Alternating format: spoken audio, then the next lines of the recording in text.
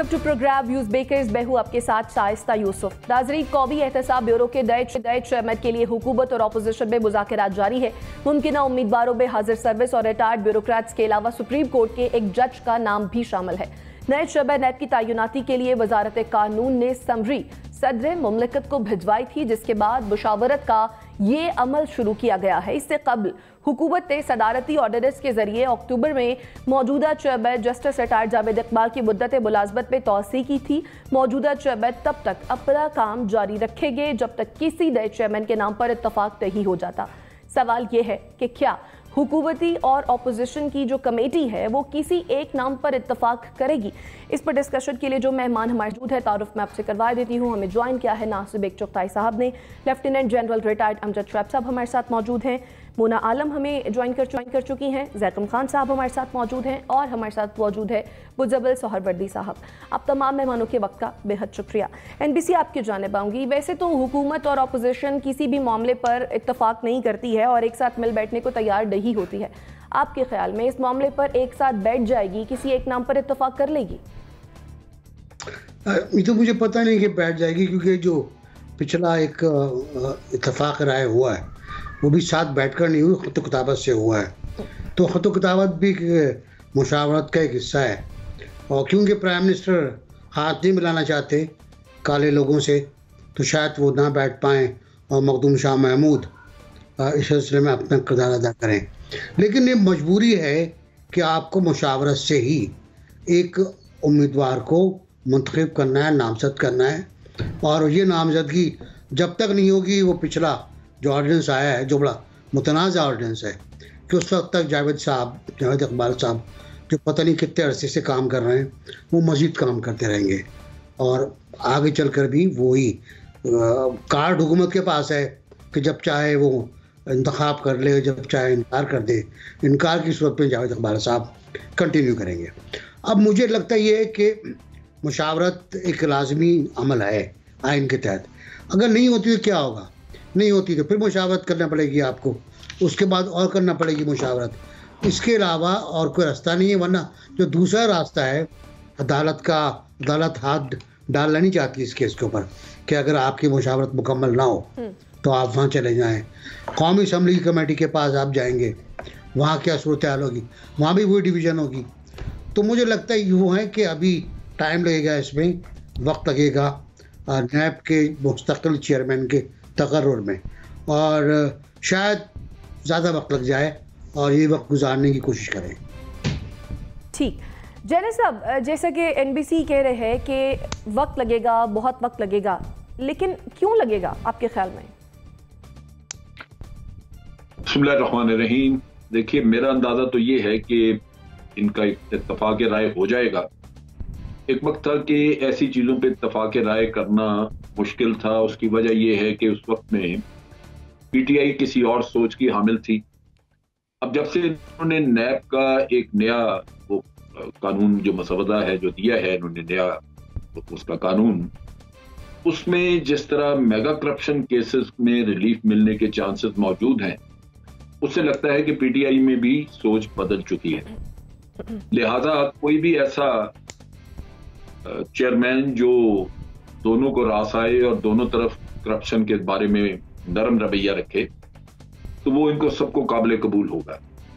लिहाजा मेरी सोच ये कहती है कि बाकी सारे ये जो एक्टिविटी ये देखने दिखाने की ये चलती रहेगी। NBC कहते हैं बड़ा वक्त लगेगा, वो भी दिखावे के लिए लग सकता है कि आप और मैं मुतमईन रहें कि बाकी बड़ी अकाउंटेबिलिटी के लिए कोशिश हो रही है। लेकिन बिलाखिर वो इत्तफाक राय होगा, और इसी तरह ही जैसे अभी अकाउंटेबिलिटी का प्रोसेस जो है वो चलता नजर नहीं आता, वो बिल्कुल उसी तरह फिर आगे होगा। और मेरा ख्याल है कि इस पर इत्तफाक राय बनते देर नहीं लगेगी, लेकिन हो सकता है कि दिखावे के लिए ये आनियां जानियां जारी रहें। बिलाखिर एक इत्तफाक राय से बन जाएगा कोई चेयरमैन। ठीक, मोना, आपके ख्याल में हुकूमत और अपोजिशन एक नाम पर मुत्तफिक हो सकते हैं? मेरा भी कोई मिलता जुलता ख्याल है। मुझे लगता है इवेंचुअली मुत्तफिक हो जाएंगे, लेकिन अभी फिलहाल ऐसा एक इम्प्रेशन रहेगा कि नहीं, नामों पे इत्तेफाक नहीं हो रहा और जो दोनों के दरमियान रंजिश है वो कायम है, दोनों की सोच अलग है, लेकिन इवेंचुअली हो जाएगा। और ये बिल्कुल सही मैं समझती हूँ कि वजह आइडेंटिफाई की है, क्योंकि अब जो नैब के मुतअद्दिद तरामीम आए हैं और ऑर्डिनेंस पे ऑर्डिनेंस आए हैं, उसके बाद से नैब अब वो नैब नहीं है जो कि आज से कुछ अर्सा पहले हुआ करती थी। डेवलपमेंट तरक्याती मंसूबों पे नैब हाथ नहीं डाल सकती। बैंकिंग वगैरह, बैंकिंग अकाउंट्स वगैरह के जो केसेस हैं, मनी लॉन्ड्रिंग के केसेस हैं, वो FIA देखेगी, SBR अपने टैक्सेशन के मामला देखेगी। तो यानी कि उन्होंने क्या किया, उन्होंने सारे जो इदारे हैं उनको अपना काम दे दिया है कि अब आप सारे काम करें। लेकिन नैब चूंकि जैसे पहले हर मामले में नैब इंटरवीन करने के लिए आजाद था, एसेट बियॉन्ड मीन्स, तरक्याती प्रोजेक्ट्स में घपले, मनी लॉन्ड्रिंग के केसेस, जाली बैंक अकाउंट्स, अब क्योंकि इन सारी चीजों से आपको पता है कि नैब अब नहीं इनमें इंटरवीन कर सकता है। और इस हद तक अभाम रहा है नैब के अपने रैंक्स में, क्योंकि ये जब तरमीमी ऑर्डिनेंस आए थे तो उसके फौरी बाद नैब को भी कहा गया था उनके हायर अप्स की तरफ से कि आप काम रोक दें, अटॉर्नी जनरल हमें नए ऑर्डिनेंस की रोशनी में मजीद बताएंगे कि हमारे पास क्या इख्तियार है और क्या नहीं है, फिर आप काम करेंगे। तो जब नैब को खुद नहीं पता कि अब उसने क्या करना है और ये तमाम अभाम रह चुका है, तो अब नैब के ज़ाहिर अक्सर और बेशतर जो इख्तियारात हैं वो क्लिप हो चुके हैं। यकीनन ये हुकूमत ने किए हैं, इसलिए मैं समझती हूँ हुकूमत इससे बहुत खुश है और हुकूमत को इसमें काफ़ी सेफगार्ड अब नैब के कानून में मिल गया है, क्योंकि पहले तो कानून में सेफगार्ड नहीं था ना। पहले तो नैब को अकॉर्डिंग टू द लॉ नैब आजाद था कि वो हुकूमत को पकड़े या अपोजिशन को पकड़े इन तमाम मामला पे। अब नैब ज़ाहिर हुकूमत को तो नहीं पकड़ सकती है, और हुकूमत ऑब्वियसली खुश है क्योंकि वो तो खुद ही तरामीम लाने वाले हैं। ऑपोजिशन भी खुश है। बाय द वे, दो इसके सबूत हैं। पहला सबूत ये कि तमाम तर एतराजात के बावजूद से नैब के पर काट दिए हैं। ऑपोजिशन ने आज तक इन तरामीम को चैलेंज नहीं किया, कोई भी इसके ऊपर कानूनी चाराजोई नहीं की। दूसरी बात ये कि आसिफ अली जरदारी साहब तो खुद ही अपने केसेस पे एक्सक्यूज मांग चुके हैं और रिलीफ लेने की उन्होंने कोशिश की है इसी नए नैब ऑर्डिनेंस की रोशनी में, जो कि उन्हें अभी तक नहीं मिला है और मेरा ख्याल से मिल जाना चाहिए उन्हें। तो ये कि दोनों खुश हैं, मुझे लगता है अल्टीमेटली ये लोग एक नाम पे इत्तेफाक भी कर लेंगे। ठीक, ज़ैगम खान साहब, आपके ख्याल में ये मामला जो है वो जल्द निमटता दिखाई दे रहा है या फिर तूल पकड़ेगा, और क्या ये एक नाम पर मुत्तफिक हो जाएंगे? मैं हैरान हूँ कि मेरे कोलीग जो हैं वो नैब के ख़िलाफ़ बात कर रहे हैं। मुल्क में एक ही इदारा है जो काम कर रहा है, मुल्क में एक ही सरकारी ओहदेदार है जिससे ये हुकूमत मुतमईन है, जिससे वज़ीर आज़म साहब मुतमईन है, और जिसको रिटायर होने के बाद भी वो जाने देने के लिए तैयार नहीं है। इसी इदारे के सर पे हुकूमत का नैरेटिव का कारोबार चलता है, इसी इदारे से ख़बरें बनती हैं, इसी इदारे से अपोजिशन टाइट होती है। और ठीक है, इस कानून में तरमीम आ गई, इस तरमीम के बाद तो इस इदारे का और भी फोकस जो है वो शार्प हो गया है और इसका काम सिर्फ अपोजिशन को रगड़ा लगाना रह गया है। देखिए, इस इदारे ने कभी किसी को सज़ा नहीं दिलवानी होती, बाजू मरोड़ के पैसे ले लेते हैं, लेकिन वो भी अब सियासतदान तो नहीं देते। मसला तो मुसलसल मीडिया ट्रायल करना होता है, मुसलसल अपोजिशन को गंदा करना होता है, उनको बग़ैर उनकी ज़मानत के उनको बंद रखना होता है। देखिए, अभी जो ये कानून नया नैब का बना है उससे तो मज़ीद ज़ाहिर होता है कि हुकूमत बाई पार्टीज़न एटीट्यूड नहीं रखना चाहती। हुकूमत का कभी भी नहीं था। हुकूमत किसी तरह के इत्तफ़ाक़ राय को मुकाओ का नाम लेती है।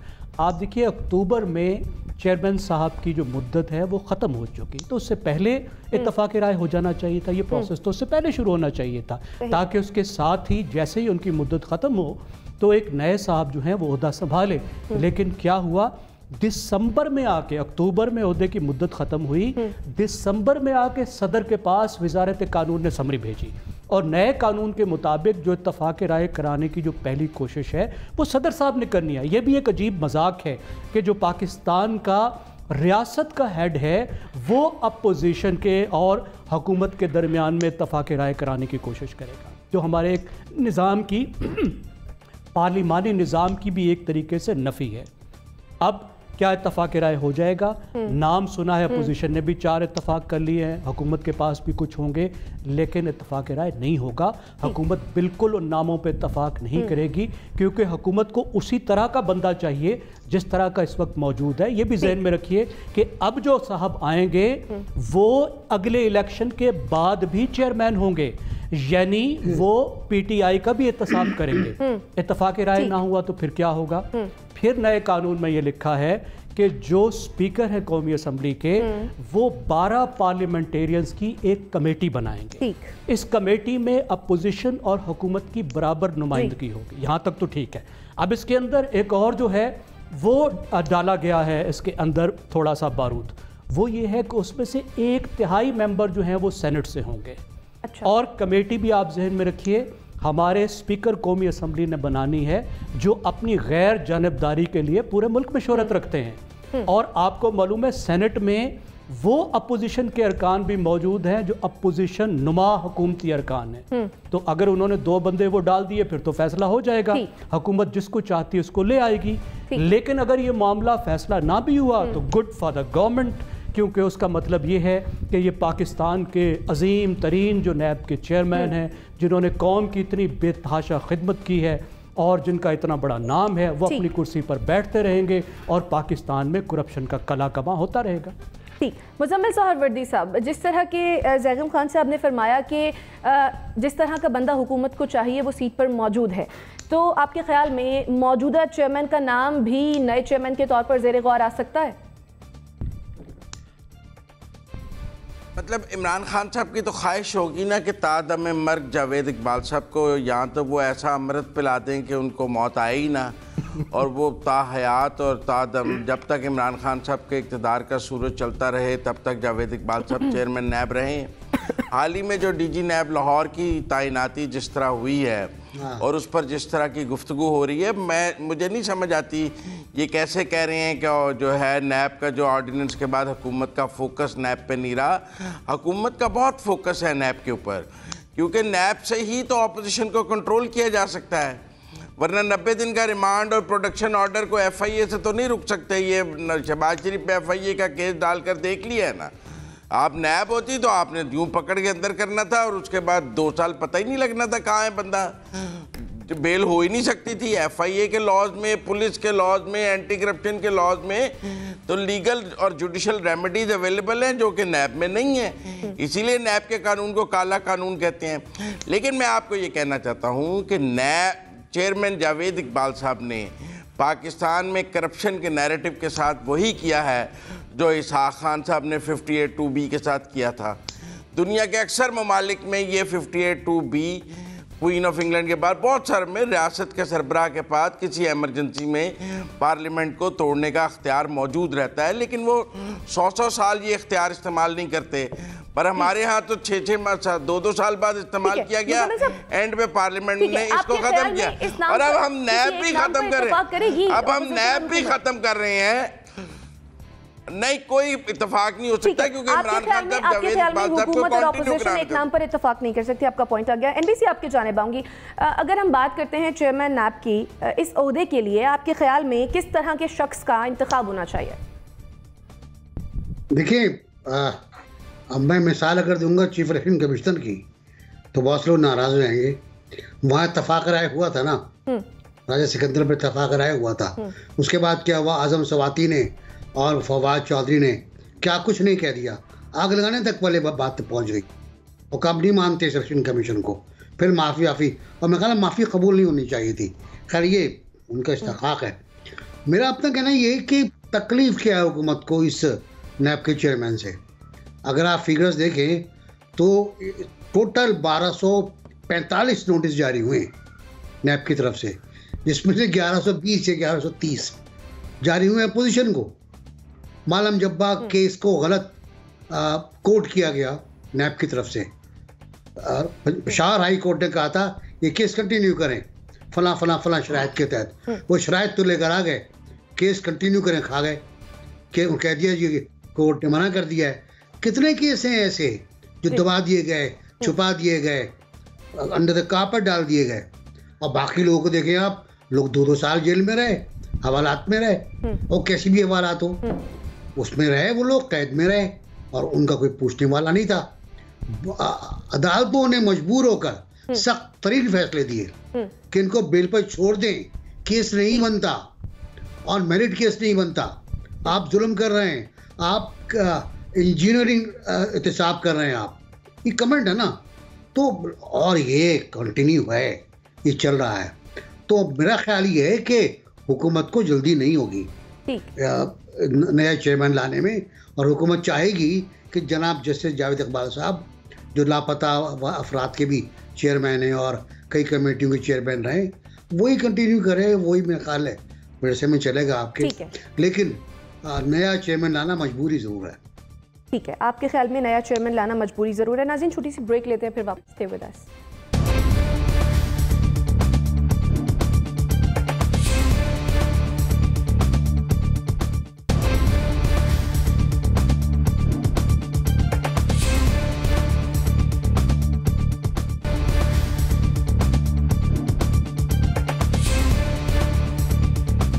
Welcome back after the break. Chairman Peoples Party Bilawal Bhutto Zardari खुलकर हुकूमत के खिलाफ बोल पड़े हैं। लाड़काना में जलसे से खिताब करते हुए उन्होंने कहा कि अब दीवारों पर लिखा जा चुका है कि कठपुतली को जाना होगा, जयाले तैयारी पकड़े, अगला इलेक्शन आपका है, वजीर आजम भी आपका होगा और वजीर आला भी आप ही के होंगे। उन्होंने कहा कि आवाम के साथ मिलकर हुकूमत के खिलाफ जिद्दोजहद करेंगे और 5 जनवरी को लाहौर से इस हुकूमत के खात्मे की कहानी शुरू होगी। सवाल यह है कि क्या ये महज सियासी बयान है या पीपल्स पार्टी की क़यादत के पास कोई हिकमत अमली मौजूद है? ज़ैगम खान साहब, 4 जनवरी को ईई में फॉरेन फंडिंग केस की समाअत है और 5 जनवरी के हवाले से बिलावल साहब ने ये बयान दिया है, क्या कहेंगे? देखिए, ECP के केस से तो आप तवक्को ना रखें, अगरचे वो बिल्कुल क्लोज एंड शट केस है, उसकी इतनी क्लियर एविडेंस मौजूद है, तहरीरी एविडेंस मौजूद है कि अगर वो केस का फ़ैसला हो गया तो हमें मालूम है कि क्या फ़ैसला होगा। इसी वजह से 7 साल से PTI और बाद में PTI की हुकूमत उसको लटकाती रही है। लेकिन ख़ात्मे की कहानी शुरू हो चुकी है और ख़ात्मे की कहानी इस दफ़ा अवाम ने शुरू की है। जैसे आपको याद होगा कि चौधरी निसार साहब ने मियाँ नवाज़ शरीफ को कहा था कि अब आपको कोई मौजज़ा ही बचा सकता है। उस वक्त मुक़्तदर लोग मियाँ नवाज़ शरीफ के ख़िलाफ़ हुए थे, अब की बार अवाम इमरान साहब के ख़िलाफ़ हुए हैं और अब उन्हें कोई मौजज़ा ही बचा सकता है। ख़ात्मे की कहानी जो शुरू हुई है वो तो 19 दिसंबर को शुरू हो गई और वो शुरू हुई जो PTI का बेस्टियन है, जो उनका फोर्ट है, जो उनका किला है, उसकी दीवारें गिर चुकी हैं। तो अब तो इनको कोई मौजज़ा ही बचा सकता है। लेकिन उस कहानी के जो दुल्हा हैं वो तो मौलाना फजलुर रहमान हैं। पीपल्स पार्टी तो वहाँ साइड कैरेक्टर भी नज़र नहीं आती। और इनफैक्ट ये जो कहानी शुरू हुई थी हुकूमत के ख़िलाफ़, वो भी तो मौलाना फजलुर रहमान के धरने से शुरू हुई थी अक्टूबर 2019 में। बाद में पीपल्स पार्टी ज़रूर शामिल हुई, लेकिन पीपल्स पार्टी का कोई बहुत ज़बरदस्त किरदार नहीं रहा। पीपल्स पार्टी का डायलेमा ये है कि एक तरफ तो वो एंटी PTI भी है क्योंकि वो अपोजिशन की पार्टी है, लेकिन साथ साथ एंटी PMLN भी है, यानी एंटी अपोजिशन है क्योंकि पंजाब भी वो हासिल करना चाहती है। एक तरफ वो एंटी इस्टेब्लिशमेंट भी है, लेकिन साथ साथ इस्टेब्लिशमेंट के साथ जो है वो ये अंडरस्टैंडिंग भी हो चुकी है। तो PTI पीपल्स पार्टी के लिए ये तो मुमकिन नज़र नहीं आता कि बहुत बड़ी कोई गेन कर लेगी, पंजाब को विन बैक कर लेगी। जिस तरह बिलावल कह रहे हैं कि अब वज़ीर आला भी हमारे होंगे, वज़ीर आज़म भी हमारे होंगे। लेकिन पिछले कुछ महीनों में हमने देखा है कि पीपल्स पार्टी ने कुछ ना कुछ ग्राउंड ज़रूर गेन किया है और पंजाब में कुछ ना कुछ पॉपुलैरिटी जो है वो विन बैक उसने की है, जो इतनी नहीं है कि नताइज पे बहुत ज़्यादा बड़ा असर पड़ सके। लेकिन अगर कोई हंग पार्लियामेंट बनती है, ऐसी पार्लियामेंट बनती है जिसमें पाकिस्तान मुस्लिम लीग नवाज़ बहुत ज़्यादा डेंट ना डाल सके पंजाब में, लगता नहीं है। लगता ये है कि PMLN जो है अगले इलेक्शन में स्वीप करेगी पंजाब को, लेकिन सिनेरियोज़ हैं, मुस्तकबिल को सिर्फ खुदा जानता है। अगर ऐसा ना हुआ, एक हंग पार्लियामेंट बनी, तीनों पार्टियां जो हैं वो तकरीबन बराबर हुई, तो फिर पीपल्स पार्टी का किरदार एक डिसाइसिव किरदार हो सकता है।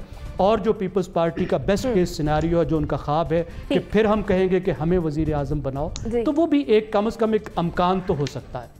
ठीक है जैनब साहब, 19 दिसंबर से खात्मे की कहानी शुरू हो गई जैसा कि ज़ैगम खान साहब ने फरमाया, और इसका जो लीडिंग कैरेक्टर था वो मौलाना साहब थे। तो ऐसे में पीपल्स पार्टी की जानिब से इस किस्म के बयानात की क्या अहमियत रह जाती है? देखिए, अहमियत सियासी है, क्योंकि पंजाब में जैसे अभी ज़ैगम भाई बात कर रहे थे कि कुछ इम्प्रूवमेंट, वो इम्प्रूवमेंट मैं समझता हूँ कि उसकी बुनियादी वजह जो उस वक्त इनको थोड़ी बहुत मिली, एक तो ये कि PTI उस इलेक्शन में मौजूद नहीं थी।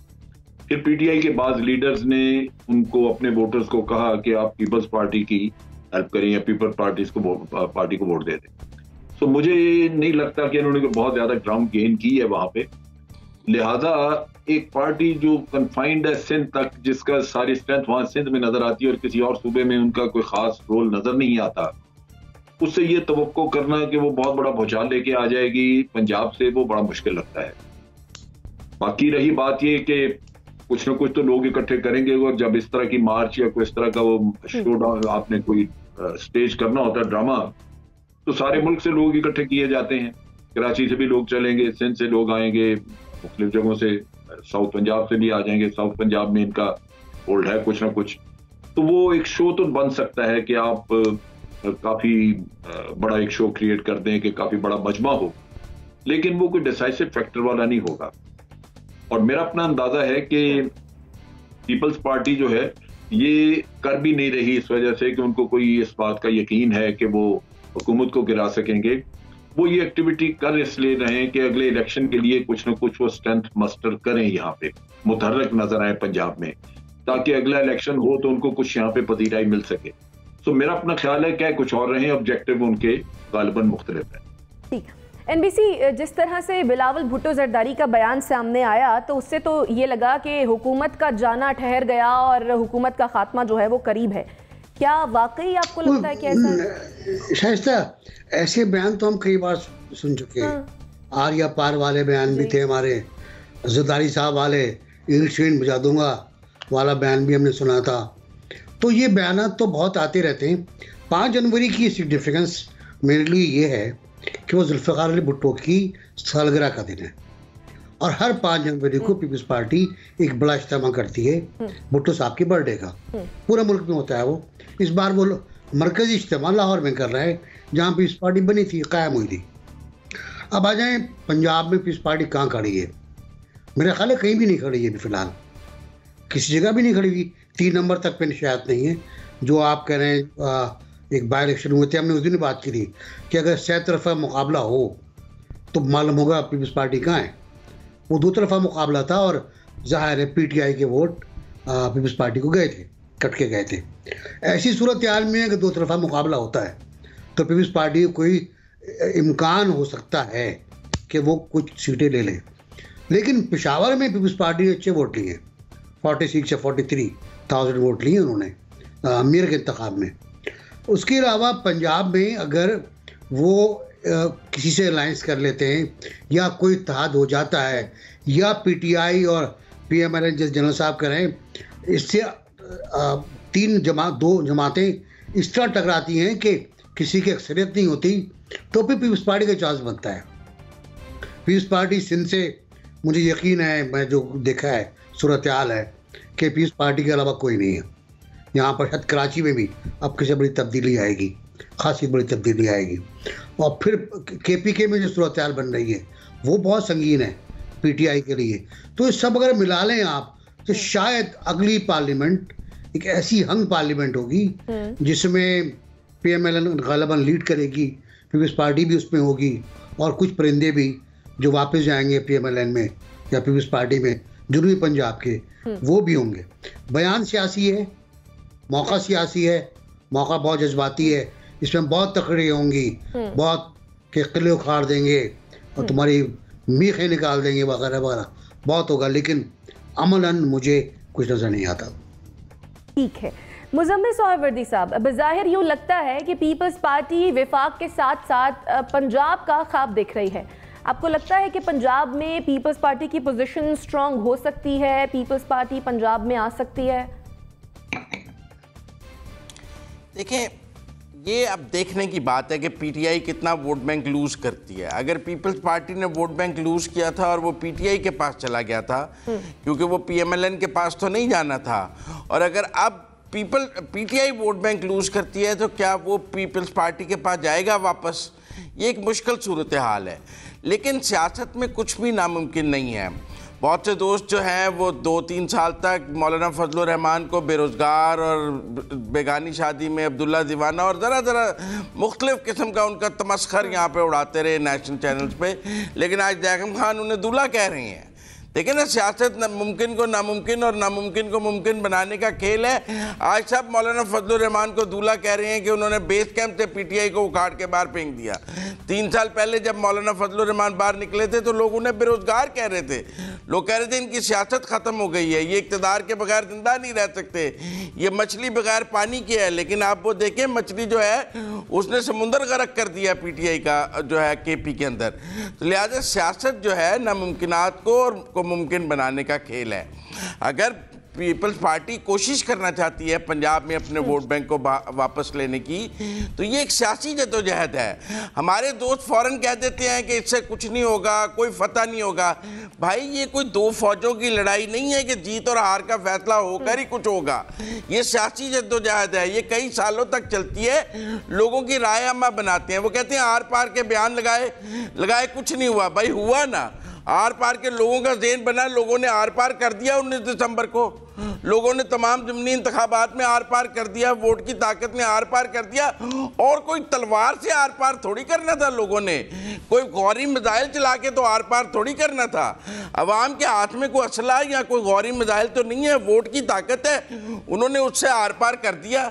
इसी की सियासी जद्दोजहद में इन्हीं इश्तहारों में बात होती है। लेकिन हमारे यहाँ चूँकि हर बात को हम अस्करी जद्दोजहद में ले आते हैं और हमारा ख्याल होता है कि इसके नतीजे में फतह या हार का अभी फैसला होगा। भाई वो जंगों में होता है, सियासी जद्दोजहद में नहीं होता। यहाँ लोग साल फिर आप कहते हैं इमरान खान ने 22 साल जद्दोजहद की, 22 साल जद्दोजहद करने के बाद कुछ हुआ। तो यहाँ भी जद्दोजहद करने दें सियासी जमातों को। हम शाम को कहने लगते हैं जीतेंगे या हारेंगे। भाई वो अपना वोट बैंक वापस लेने की कोशिश कर रहे हैं, उन्हें चांस लग रहा है कि लोग है, मेरा ख्याल है उनके पास ब्राइट चांस है। लोग अगर पीटीआई से नाउमीद होंगे और पंजाब के लोग मुस्लिम लीग नून के पास वो वोट बैंक नहीं जाना चाहेगा, तो उनके पास क्या चॉइस है? पीपल्स पार्टी एक चॉइस है उनके पास। सरवर्दी साहब, मैंने मौलाना को 2019 में दुल्हा करार दे दिया था, अगर आपको याद हो तो। चले ठीक है मोना, जैसे कि मैंने तो आपको दाद दी है, तायद दी है, आपको तनकीद का निशाना नहीं। मैं इजाफा कर रहा हूँ, आपको खुश होना चाहिए। मैं खुश होकर इजाफा कर रहा हूँ। ठीक है चलें ठीक है। मोना, जैसा कि जनरल साहब ने फरमाया कि जो बिलावल साहब है वो कह कुछ रहे हैं और उनका जो ऑब्जेक्ट है वो कोई और है, तो आप इस बात से इत्तेफाक करेंगे? और अगर तो ऑब्जेक्ट कोई और है वो क्या है?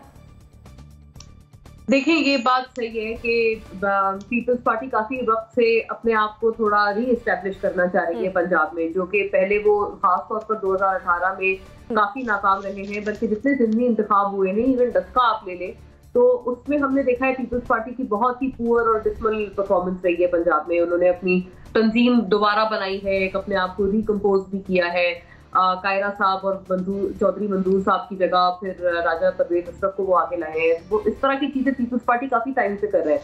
तो जाहिर है ये मुझे ऐसी चीज की कड़ी लगती है कि वो पंजाब में अपने आप को री एस्टैब्लिश करना चाहते हैं, ग्राउंड गेन करना चाहते हैं, जिसमें कुछ गलत नहीं है, कुछ कबाहत नहीं है और बिल्कुल उनका हक है। जैसे कि हमने देखा कि काफी सिंध तक महदूद होकर रह गई है पीपल्स पार्टी, और इसमें कोई मतलब इस पूरे एनालिसिस में कोई सियासी रंग नहीं है, ये एक फैक्चुअल बात है। पीपल्स पार्टी एक वफाकी जमात हुआ करती थी और खासतौर पर गिलगित बल्तिस्तान, आजाद जम्मू कश्मीर में अब भी उनकी काफी स्टैंडिंग है। लेकिन जो दूसरे दीगर सूबे हैं, खासतौर पर पंजाब है या खैबर पख्तूनख्वा है, वहां पर अब वो उस तरह से नहीं एग्जिस्ट करते जैसे कि at one point in time हुआ करते थे।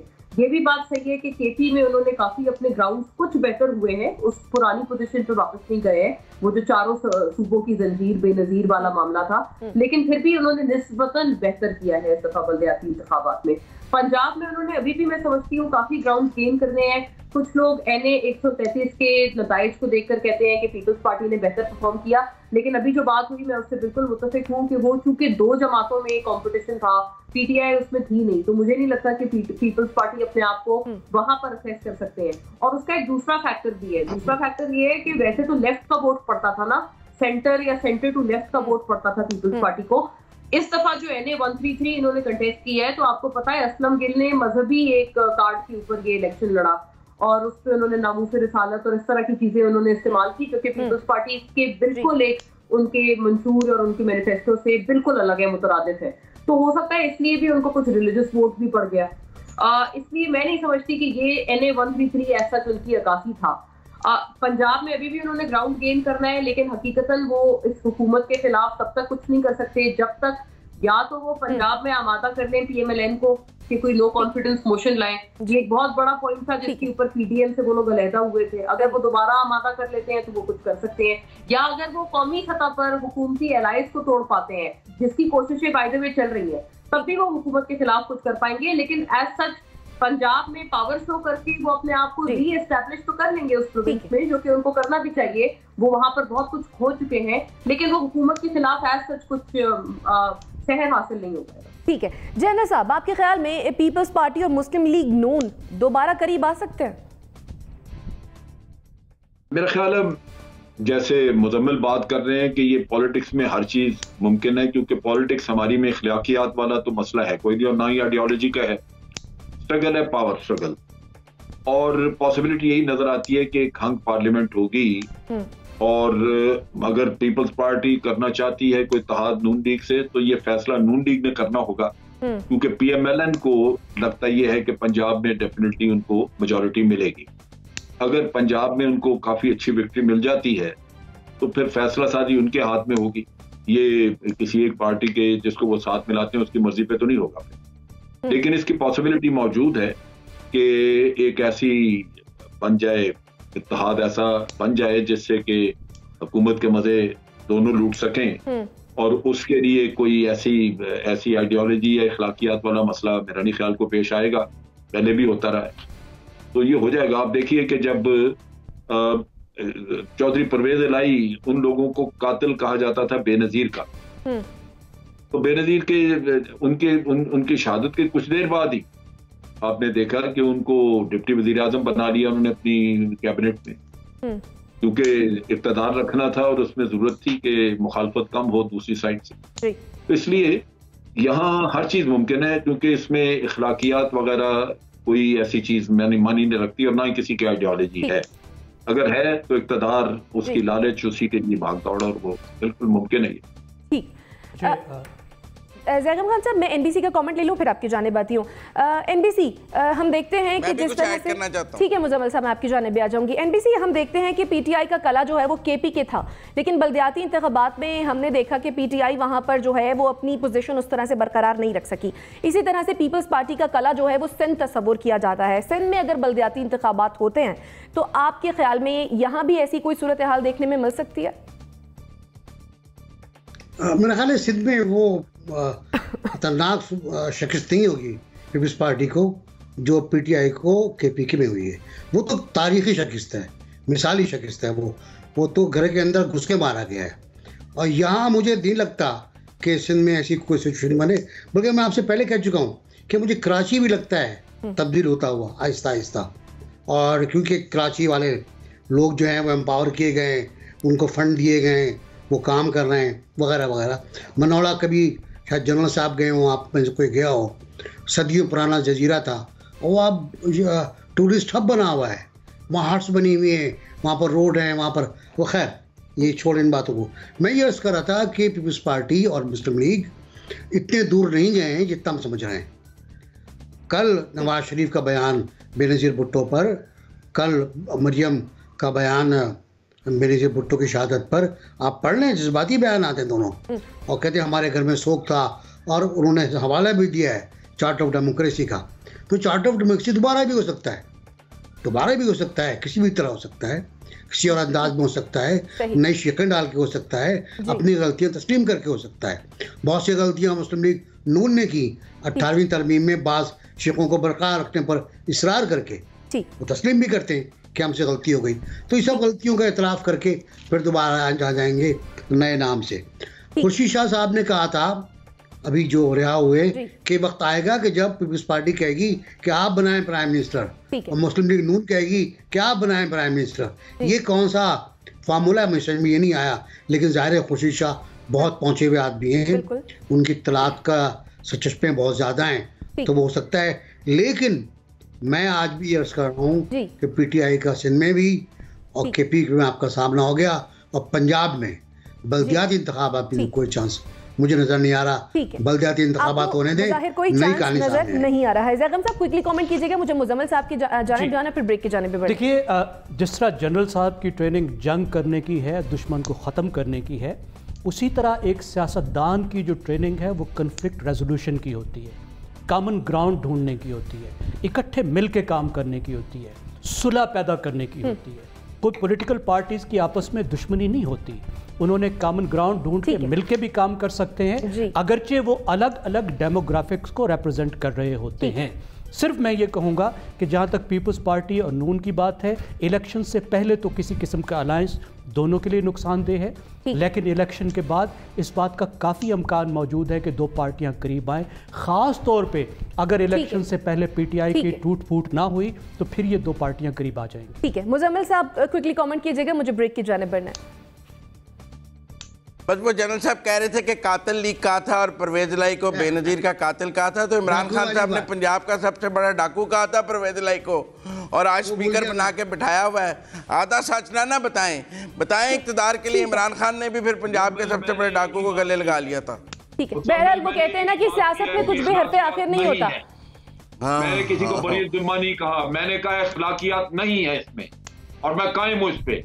और मैं आधा सच कहा, आपने आधा सच कहा है ना, पूरी बात बताते ना आप, आधा सच बताते हैं, पूरा नहीं बताते। नाज़रीन छोटी सी ब्रेक लेते हैं, फिर वापस आते हैं। स्टे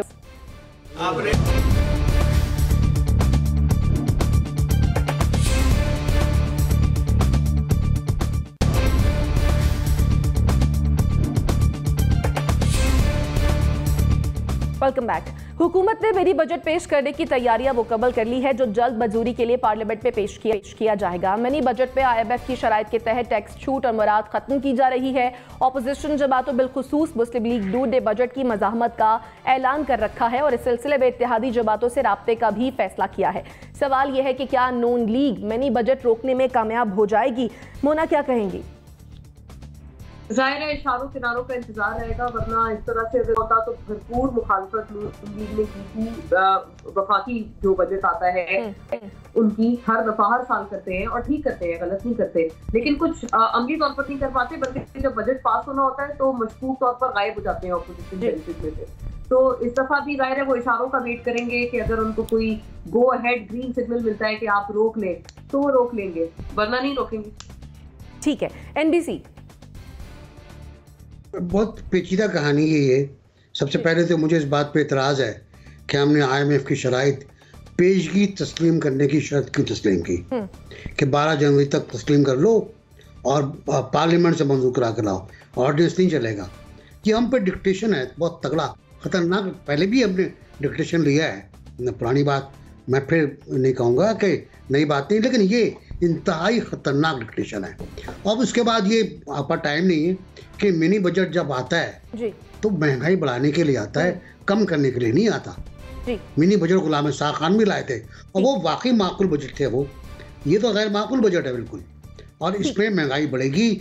सुबह एक साहब कह रहे थे महंगाई नहीं बढ़ेगी जी, गरीबों को असर नहीं पड़ेगा, वो गरीब तो पहले ही मर चुका है, तो उस पर क्या असर पड़ना है, तब कफन तफन बाकी है उसका। तो मेरा ख्याल है बहुत बुरी सूरत हाल है।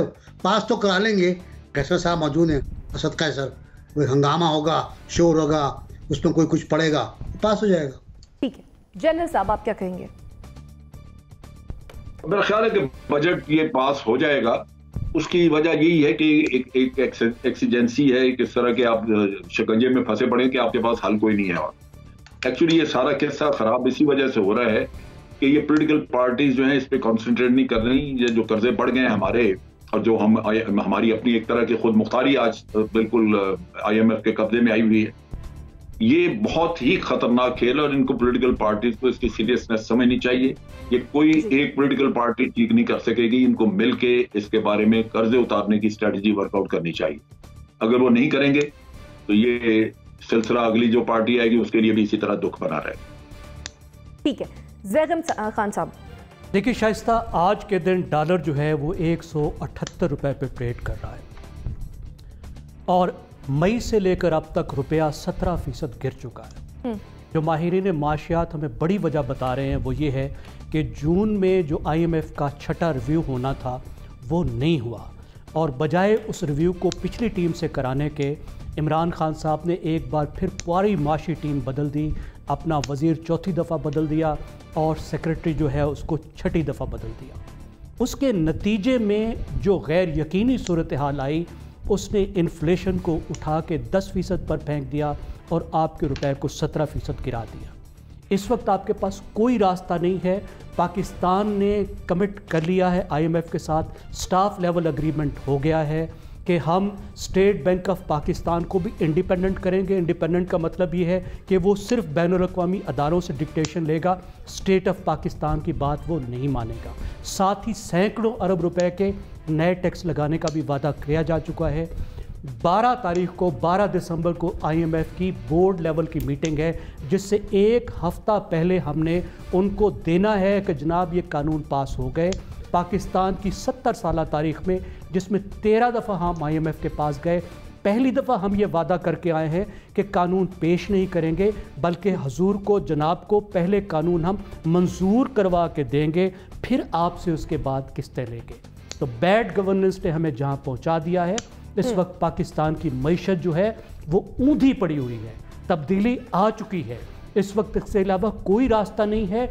आपकी तरक्की की रफ्तार भी कम होगी और आपकी महंगाई, जो कहते हैं पूरी दुनिया में महंगाई है, इंडिया में इन्फ्लेशन जो है CPI जो है यानी कंज्यूमर प्राइस इंडेक्स 5% है, पाकिस्तान में 10% है, अभी बढ़ने जा रहा है। इंतहाई शदीद महंगाई है और ये हालात ख़राब होने जा रहे हैं और अपोजिशन का फ़र्ज़ है कि वो इस पर आवाज़ उठाए। ठीक है, मुजम्मिल सोहरावर्दी साहब, आपके ख्याल में मिनी बजट क्या हुकूमती मुश्किलात में इजाफा करेगा और अवाम के लिए इस मिनी बजट में क्या होगा? कुछ भी नहीं है। और मैं समझता हूँ ये बहुत अफसोसनाक है कि ये हुकूमत IMF के सामने सरनगू होने के लिए तो तैयार है, लेकिन जनरल साहब की ये बात नहीं मानती है कि पाकिस्तान की सारी सियासी जमातों को मिलकर बैठकर इन मसाइल का हल ढूंढना चाहिए, चार्टर ऑफ इकॉनमी करना चाहिए। यहाँ हमारा वज़ीर आज़म IMF को तो स्टेट बैंक देने के लिए तैयार है, लेकिन लीडर ऑफ द अपोजिशन से बात करने के लिए तैयार नहीं है। पाकिस्तान के माशी मसाइल के हवाले से कोई ऑल पार्टीज कॉन्फ्रेंस बनाने के लिए तैयार नहीं है, कोई इकोनॉमी का नेशनल एक्शन प्लान बनाने के लिए तैयार नहीं है। तो ये बहुत अफसोसनाक सूरत हाल है, लेकिन जहर का प्याला है। वो कहते हैं ये हुकूमत अपने लिए खुद ही घड़े खोती जा रही है। जो MNA इस मिनी बजट को वोट देंगे, क्या वो अब में जाकर कल को खड़े हो सकेंगे? लोग कहेंगे आपने इस महंगाई को वोट दिया था, आपने इसके ऊपर मोहर लगाई थी, आपको हम दोबारा वोट कैसे देते हैं? मेरे ख्याल में ये हर उस MNA के लिए जो इसको वोट देगा बहुत मुश्किल होगा। ठीक है, NBC, आप ज़ैगम खान साहब की बात पे मुस्कुरा रहे थे, वेरी क्विकली अगर आप कमेंट कर सके तो। मैं सिर्फ ये कह रहा था कि हम चारों मुख्तलिफ अंदाज में मुख्तलिफ सिमतों में जाते हुए एक ही तरफ जा रहे हैं कि हमारी खुद मुख्तारी को रहन रख दिया गया है और उस पर हमारे मावनिन खुसूसी और मुशीर फ़ख्र का इज़हार कर रहे हैं कि अल्लाह का शुक्र है कि मामला तय पा गया। इंतहाई शर्मनाक सूरत है हमारे लिए जब मैं सुबह देखता हूँ कि हालात ये हैं और लोग जो हैं वो खुशी का इज़हार कर रहे हैं। ठीक है नाज़रीन, इसी के साथ दीजिए इजाज़त। अल्लाह ने के बाद।